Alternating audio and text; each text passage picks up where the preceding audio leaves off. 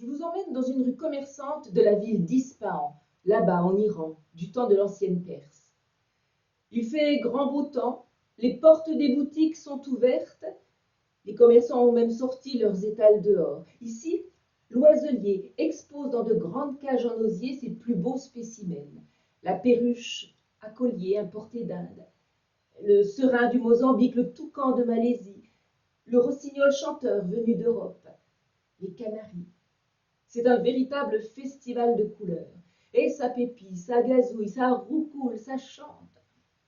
Dans cette rue, l'air est tout imprégné des bonnes odeurs de cannelle, de cumin, que le marchand d'épices expose sur de grands plateaux de cuivre.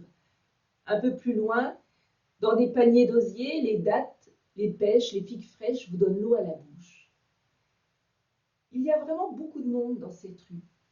Les passants se croisent, se frôlent, parfois se bousculent.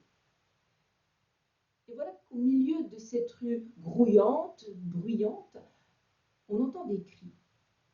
Un peu plus loin là-bas, deux hommes se font face, ils se disputent.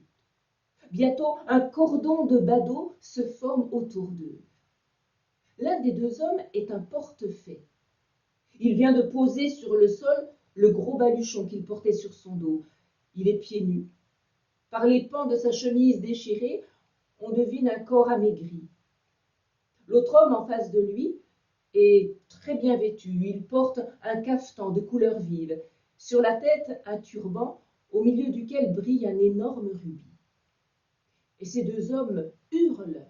Ils s'insultent, ils se menacent. Quand tout d'un coup, l'homme riche saisit le pauvre par le col de sa tunique et il lui retourne une gifle phénoménale. Sous la violence du coup, le pauvre chancelle, il titube, sa joue est rouge presque violette. C'est à cet instant-là qu'arrive le cadi, le juge. Le cadi qui voit tout cet attroupement, il veut savoir ce qui se passe, alors il bouscule un peu la foule et le pauvre l'aperçoit. Alors le pauvre l'interpelle, il demande justice, il demande réparation pour cette gifle qu'il vient de recevoir. Le cadi s'approche des deux hommes, il leur demande tout d'abord de se calmer, et puis il demande à l'un et à l'autre de s'expliquer.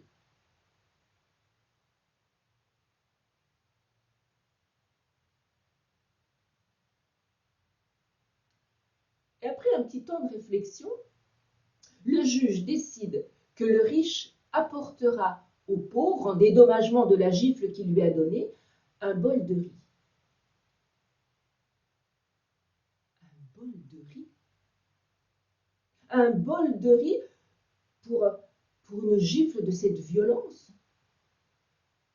Oh, le pauvre s'approche alors du cadi et à son tour il lui retourne une gifle magistrale. Le cadi devient rouge, il suffoque, il bafouille, il bredouille de colère. Comment, vénérable cadi? Vous n'êtes pas satisfait de la gifle que je viens de vous donner?